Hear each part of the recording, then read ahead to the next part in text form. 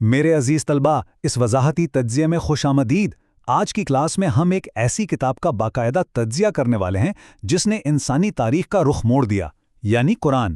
ایک تاریخ کے استاد کی حیثیت سے میرا مقصد اس متن کی تدوین، اس کے معاشرتی اثرات اور لاجواب سختری پیچیدگیوں کا تحقیقی جائزہ لینا ہے۔ تو چلیے بلا تاخیر اپنا درس شروع کرتے ہیں۔ آج کا ہمارا سلیبس ان 5 حصوں پر مشتمل ہے۔ پہلے ہم 7ویں صدی کے تاریخی پس منظر کو سمجھیں گے، پھر اس کے حفاظتی نظام، سائنسی حقائق سے مماثلت، لسانی ساخت اور آخر میں آج کے دور میں اس کے عملی اطلاق پر بات کریں گے۔ تو آئیے اپنے پہلے موڈیول یعنی تاریخی پس منظر اور معاشرتی تبدیلی کی طرف بڑھتے ہیں۔ 610 عیسوی ایک ایسا سال جب اس خطے میں ایک انقلاب کا آغاز ہوا۔ یہاں ایک بہت دلچسپ نقطہ ہے۔ یہ مکمل کتاب ایک ہی دن یا ایک ہی سال میں نازل نہیں ہوئی، بلکہ 610 عیسوی میں غار ہرا سے شروع ہونے والا یہ سفر پورے 23 سال پر محیط تھا۔ پہلے 3 سال بالکل خفیہ دعوت کا دور۔ سوچئے ایسا کیوں؟ دراصل اس تدریجی نزول میں ایک انتہائی گہری حکمت تھی۔ ابتدائی مسلم معاشرے کو نئے حالات کے مطابق ڈھالنے، مسائل کا سامنا کرنے اور سخت ترین دور میں ایک جذباتی سہارا فراہم کرنے کے لیے یہ طریقہ بے حد مؤثر تھا۔ اور اس تدریجی طریقے کا نتیجہ کیا نکلا؟ اس نے 7ویں صدی کے اس بکھرے ہوئے جاہلیہ معاشرے کو یکسر تبدیل کر کے رکھ دیا۔ ایک ایسا معاشرہ جہاں طاقتور کا راج تھا، وہاں ایک نیا اور بالکل منصفانہ نظام لایا گیا۔ غلاموں، خواتین، بچوں، یہاں تک کہ جانوروں تک کے حقوق طے کیے گئے۔ ذرا غور کریں، اس دور میں جہاں انسانوں کی قدر نہیں تھی، وہاں جانوروں پر زیادہ بوجھ لادنے سے منع کیا جا رہا تھا۔ یہ اس وقت کے حساب سے ایک بہت بڑا انقلاب تھا۔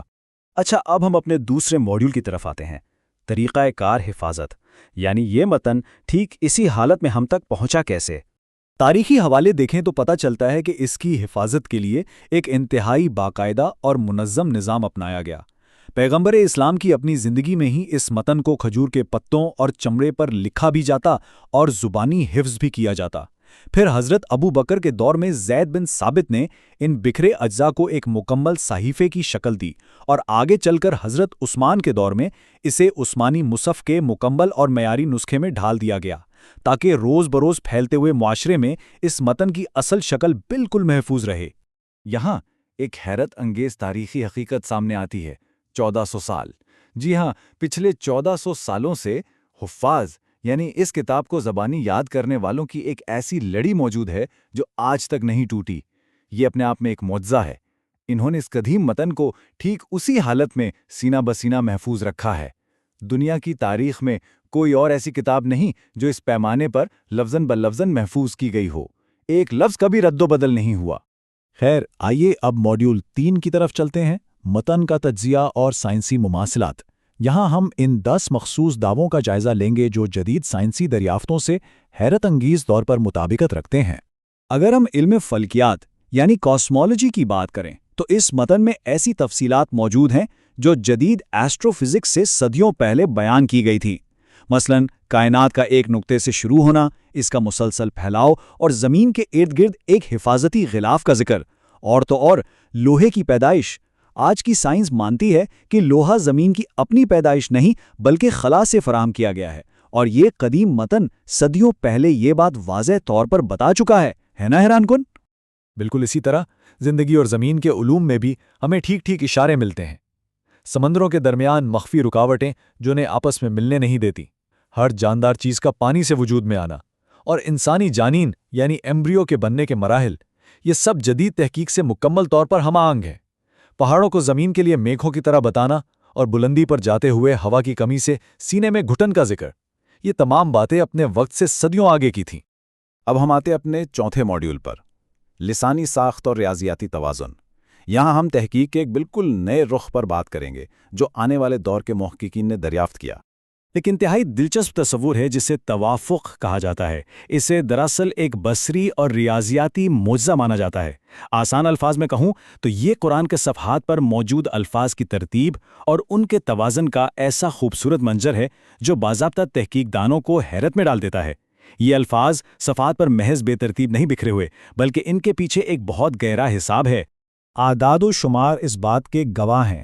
مثلاً لفظ اللہ ٹھیک 2806 مرتبہ آیا ہے، لفظ رب 846 مرتبہ اور قرآن 69 مرتبہ۔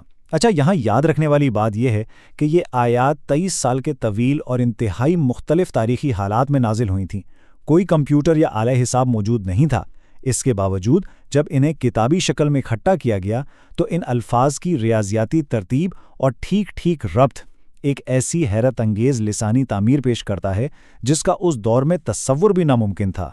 اور ہاں، یہ ساخت صرف گنتی تک محدود نہیں ہے۔ محققین نے یہ دیکھا ہے کہ بعض مخصوص الفاظ صفحے پر بالکل ایک دوسرے کے ٹھیک اوپر نیچے آتے ہیں، جیسا کہ ایک لڑی میں موتی پروئے گئے ہوں۔ کبھی صفحے کی اگلی اور پچھلی طرف روشنی میں دیکھا جائے تو وہ ٹھیک ایک ہی نقطے پر جڑے ہوتے ہیں۔ یہاں تک کہ موضوعاتی مماثلت بھی ملتی ہے۔ مثلاً ایک صفحے پر حضرت یوسف کا نام ہے اور ٹھیک اسی جگہ اگلے صفحے پر لفظ جمال یعنی خوبصورتی موجود ہے۔ یہ کوئی اتفاق نہیں ہو سکتا۔ اس توازن کی ایک بہت ہی حیران کن مثال قطمیر کا ذکر ہے۔ اصحاب کہف کے واقعے میں ایک کتے کا ذکر آتا ہے۔ اب قرآن وہاں اس کتے کا نام نہیں لیتا، لیکن اسلامی روایات کے مطابق اس کا نام قطمیر تھا۔ اگر اس صفحے پر کتے کے لفظ پر کوئی سوئی رکھی جائے اور ٹھیک 141 صفحات کے بعد دیکھا جائے تو اسی نقطے پر بالکل ٹھیک اسی جگہ لفظ قطمیر موجود ہے، جو کہ کھجور کی گٹلی کے چھلکے کے لیے استعمال ہوا ہے۔ ایک ایسے شخص کے لیے جسے دنیا کا کوئی مادی علم نہ ہو، اس قدر باریک ریاضی اور بصری توازن تخلیق کرنا انسانی عقل سے بالاتر لگتا ہے۔ تو اس تاریخی اور علمی سفر کو طے کرنے کے بعد اب ہم آخری ماڈیول کی طرف آتے ہیں، جدید دور میں اطلاق اور روزمرہ زندگی کے لیے اسباق۔ یہ لاجواب دستاویز آخر ہمیں سکھانا کیا چاہتی ہے؟ یہ ہمیں اپنی روزمرہ کی زندگی میں اس حکمت کو شامل کرنے کا ایک مکمل لائحہ عمل دیتی ہے۔ پہلا قدم یہ ہے کہ اسے روحانی تسکین اور ثواب کے لیے روزانہ پڑھا جائے۔ دوسرا قدم اس علم کو دوسروں تک پہنچانا تاکہ اس کے اثرات میں اضافہ ہو، اور تیسرا اپنی دعاؤں اور روزمرہ عبادات میں اس متن سے ٹھیک رہنمائی حاصل کرنا۔ یہ صرف ایک کتاب نہیں بلکہ عمل کا ایک روشن راستہ ہے۔ یہاں ایک بہت ہی مشہور اور پیاری روایت یاد آتی ہے، تم میں سے بہترین وہ ہے جو قرآن سیکھے اور اسے سکھائے۔ یہ بات علم بانٹنے کو ایک مسلسل نیکی یعنی صدقہ جاریہ قرار دیتی ہے۔ یہ درس ہمیں معاشرتی سطح پر ایک احساس ذمہ داری دیتا ہے کہ اس اخلاقی اور روحانی حکمت کو نہ صرف خود سیکھا جائے بلکہ آنے والی نسلوں تک بالتواتر منتقل کیا جائے۔ یہی بہترین استاد اور بہترین طالب علم کی نشانی ہے۔ جیسا کہ ہمارا آج کا یہ وضاحتی درس اپنے اختتام کو پہنچ رہا ہے، میں ایک سوال چھوڑ کر جانا چاہتا ہوں۔ اس 14 صدی پرانی ساخت، اس کی اتنی حیرت انگیز حفاظت، سائنسی حقائق اور بے مثال متنی توازن کا گہرا جائزہ لینے کے بعد کیا ایک عام قاری کا اپنی زندگی اور اپنے روحانی سفر کے بارے میں نظریہ نہیں بدل جانا چاہیے؟ یقیناً ان حقائق پر غور کرنے سے علم کے نئے دروازے کھلتے ہیں۔ امید ہے کہ آج کی اس نشست نے تحقیق کی کئی نئی راہیں روشن کی ہوں گی۔ اگلی کلاس تک کے لیے اپنا خیال رکھیے۔